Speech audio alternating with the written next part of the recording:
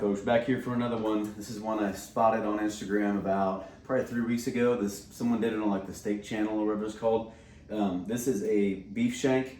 What I had the butcher shop do, I asked if they had any. He said, yeah, they had 2 giant ones that were frozen in the back, and they're a little bit bigger when you get it. He did what's called a French cut to it for me. So he cut the bone down a little bit, trimmed the meat off, kind of like you do on those Texas lollipops, and then cut that off flat. And then he took it on the bandsaw, I'm assuming, or handsaw, and he cut this part flat for me too. So nice solid bone there.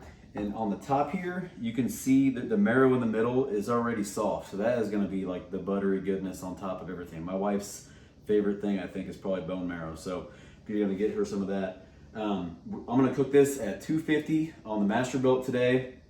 I'm gonna stand it up just like it is, sitting like this. I'm gonna put it on the Masterbuilt right in the center at 250, let it go for 3 to 4 hours. I plan on putting the meter right down the side, like right by the bone, until it hits that depth point it needs to be at. The guy already tied it for me and everything too, so we're good to go there. But the meter is awesome if you haven't ever used one. It gives you the perfect temperature setting, goes to your phone, lets you know exactly when you need to pull it. So the process is gonna be smoking it for 3 to 4 hours, checking that temp, kind of like a brisket. Once it hits about 165, I'm assuming it's gonna cook a lot faster because it's a lot smaller. And then pulling it, wrapping it up in a foil pan, and then sealing that shut, and then braising it for the rest of the time until it hits that 200, 205 degree mark. I want it to be so tender that I can just grab this at the end and pull it apart, and then scoop that marrow out of the top. So first thing I'm gonna do here, I'm gonna go ahead and rub this down today with the Lane's Barbecue. It's that ancho espresso. I was gonna use the Trader Joe's one we have, because we liked it too, but I didn't have enough. So I'm gonna go ahead and use this one today. It's pretty good too, of course, that's why I'm gonna use it. But a little bit of spray down with olive oil, get it all, that's probably the best thing to be doing on camera. But anyway, get it all sprayed down. Then what I'm gonna do is rub it down really good, and I'll show you what that looks like here when I get done. All right, as you can see, this thing is turning out, the color on it, just with that ancho espresso rub, is just beautiful. I'm gonna end up finishing up rubbing here, and I'm gonna get the rest of the rub off of the butcher block here. I'm glad he tied that for me though. I can tell it's already starting to want to come apart on me, so that was big props. This thing ended up being $4.99 a pound, and he didn't charge me extra to do any of that work. It used to be a place here in town called McConagle's, and it's now called Fairway Market. And if you're ever over there, man, those guys are awesome. He did this for me on a Friday, and I went back and picked it up yesterday morning, and he was like, dude, you gotta tell me how this turns out because it looks freaking awesome. So you made it. So if it turns out good, I'm gonna bring him some tomorrow because my gym is just right there by where they're located. So hopefully that guy Eric is still up there. Big props to him for doing this for me. So this thing's gonna turn out awesome. I can already tell. Just gotta be patient with it. So got it all rubbed down. Gonna go get it put on the smoker now. The smoker's been running for about 10, 15, maybe 20 minutes, getting all that dirty smoke burned out of it, and I'm good to go. I'm gonna put a little on top of that bone and get on the smoker now. All right, smoking today with apple and pecan wood. I'm gonna put this bad boy right in the center. It's so cool it stands up, right? I'm glad he did that for me. As you can see, I got that meter tucked in really close right there, right next to the bone. And once that thing hits 165, I'm gonna come back out here and we're gonna wrap this baby out. All right, let's do a quick peek, 1 hour mark. Ooh, look at that color, baby. It is looking nice. So let this thing go for probably 2 more hours. I might check around this bottom edge here, maybe do some spraying on it just to make sure everything's good. Backside, maybe rotate it too. Oh man, look at the marrow. It's already liquefied. And it's actually really good. Let it keep going. All right, we're at the 3 hour mark. I just checked the meter temperature on here and it says that it's at 110. So as you can see, I've had this thing set at 250, and when you look at the thermometer on the front, it's only sitting at about 225-ish, which isn't that big of a swing. You have swings in anything you're doing, whether it's the offset or on the Masterbuilt. But what I'm gonna do now, I'll show you what it looks like. It's looking really good. The internal temperature is only at 110. So the plan is to take this in. I'm gonna go ahead and put it in the wrap, and I'm gonna show you what I'm gonna do with that wrap. I got something special for it. So then once I bring it back out, I'm gonna crank this up to 300, and I'm gonna let it braise pretty much for the rest of the day until it's just fall apart tender. But it's got some good texture on it right now. It looks awesome. So can't wait to show you what I'm doing next. All All right, here we are 3 hours in. This thing looks phenomenal right now, but it's not even close to ready to eat. The internal temperature was only at 110, which means it's got about 90 degrees more to go almost before it's gonna be right at that tender point. So plan is to lay this down, and I got this foil pan. I kind of modified my own little grate to go on the bottom of it, but I'm gonna fill this up with some liquid, and the liquid I'm using, it's I just cooked down some beef broth. I put a beer in there. It's like a nasty Corona beer someone left here a long time ago, but beer's beer. Garlic and onion, and I'm gonna pour this in here to be the kind of the braising liquid. I'm gonna push all those onions down to the bottom. Just let this thing get settled in. I'm gonna lay this on its side, and I'm gonna wrap it up in foil really good.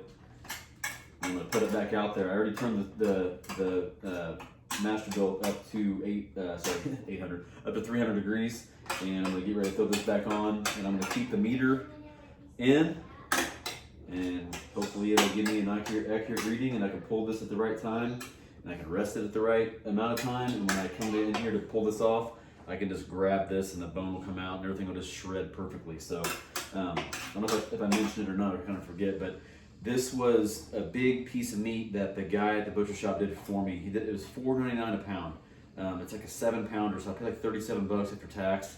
And if you've never had like ossobuco or beef shank before, the ossobuco I think is mostly pork, but it is phenomenal. And when you cook this thing right and you let it rest right, it is going to be one of the best things you can eat. And the price per pound is hard to beat. All this marrow at the top here is just liquefied. I can stick that, look how far you can stick that all the way in there. So all that's gonna do, I don't think I'm gonna get a chance to eat any of that, which kind of sucks because it's really good that way, but it'll mix in with this juice. And the plan is make some mashed potatoes, corn on the cob with this, and we're gonna take this juice and we're gonna cook it down with some arrowroot powder, or you can use cornstarch, thicken it up and make a gravy out of it. So it's gonna be freaking awesome too. So can't wait to show you. Ooh, that bone's hot, baby. Ooh, that burned me. Oh shit, the juice. So when you get one of these, that bone will be on the bottom like that, and keep your meat side hunk up here. That way it lays nice and flat, and you can also keep your meter or whatever you're using on top also. What I'm gonna do now is just go ahead and wrap this up, seal it up super tight, and probably gonna put 3 layers of foil over the top of this, and then I'm gonna put it back out there on the smoker at 300 until hopefully it just comes out freaking awesome. All right, the meter said it's 201. Said remove from heat. So, ooh, it's pretty hot. I just got to peek at it though. I can't just go inside without even looking at it. But hopefully, I'll probably get an hour rest on this thing once I get this little peek here. Let's see what we're dealing with. Sorry. He's like, what you got, man? So, sorry, I'm doing this by myself right now. Ooh, that's some hot. Give it a little poke here on the side. Oh man, okay, that's gonna be good. It definitely needs to rest though, but it does feel tender. Got all them juices in there. I'm gonna make gravy out of that, so looking forward to show you how we do that too. All right, here we are, finished product. As you can see, turned out pretty damn good, at least looks wise. We're gonna taste it here in a minute. I have not tasted it yet. So, gotta get the meter out. It was reading like a 188 or 185 in that range when I decided to go ahead and tear this thing apart. It's that time, we're all hungry, and it's been resting for about 45 minutes to an hour. Really appreciate the job those guys did at Fairway Market, which used to be McCongle's here in Kansas City, tying this up for me, because I didn't have twine. I probably wouldn't have even done it. It probably just fell apart, so I'm glad he did that for me. And like I said too, look where the meter was plugged in, you can see that juice coming out. It's pretty cool. But for $4.99 a pound, this looks like a pretty good hunk of meat right here. So we're gonna see how easy it tears off this bone. Hopefully it comes off easy, and hopefully you guys will want to try doing something like this too. You gotta find it though. Oh yeah. Look at that. It just shreds up.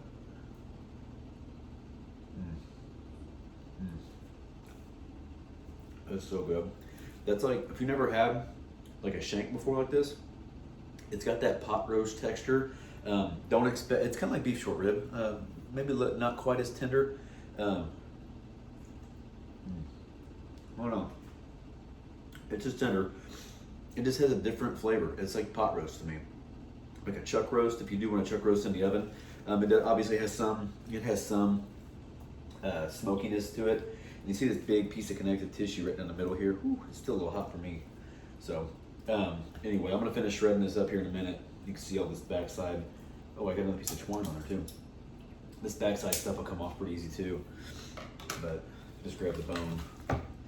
The bone comes clean, man. Oh shit, no, I just dumped out all the marrow. That sucks. Oh well, life happens. I do this shit one take, that's what happens. My dog will get a nice little snack right there. I'm gonna pour the rest out on top of this. Whatever was in there though, I think it came out, ended up in the gravy. So I'm gonna show you what this looks like all plated up here in a minute. Man, this stuff is just tender. It's even got a decent smoke ring. I'm gonna come over here and show you. It's even got a little smoke ring on it. I only gave it 3 hours of smoke. That pecan wood with a little bit of apple. Man, that's the way to go right there. That's awesome, man. Just to give somebody, just come over to your house for dinner, like something different they never have, but be able to execute this thing properly. Just do what I did. It's not brain surgery. It's just, you gotta take step-by-step process to go through it. I will do another one of these. I think what I'm gonna do next time is get a deeper pan, and I'm gonna, when I get done smoking this for the first 3 hours, I'm gonna put the whole thing in the juice. That way it cooks in the juice. I've seen people do that in the oven before. I haven't seen anybody smoke one like that before and do it. So anyway, I'm gonna try that and see how that turns out too, because I bet this is juicy, and you can see how moist it is with all that fat, that fat and collagen's rendered down perfectly. So I think it's just a step-by-step process, and I like trying new stuff. So I'm gonna try it like that also next time, and to see how it turns out. I think it'll turn out pretty good. Ooh, man, it's got a pulled pork look to it, like a little bit of texture, but it has a pot roast taste, if that makes any sense. So hopefully you guys are liking what you're seeing. New stuff like this. There will be a picture of this all plated up. I'm not gonna get the mashed potatoes out and the gravy and stuff, but I'll show you what it looks like at the very end, all plated up. We're having mashed potatoes and gravy. The gravy's made from the juice that I made, the beef broth, the beer, the onion, the garlic, all that stuff mixed together. And I added a little bit of heavy cream and a little bit of arrowroot powder, but you can also just use cornstarch. And what that does is help thicken up that gravy for you. So it's just something to add to it. No big deal. But anyway, hope you're liking what you're seeing. If you do, like, subscribe, share with your friends. Thank you.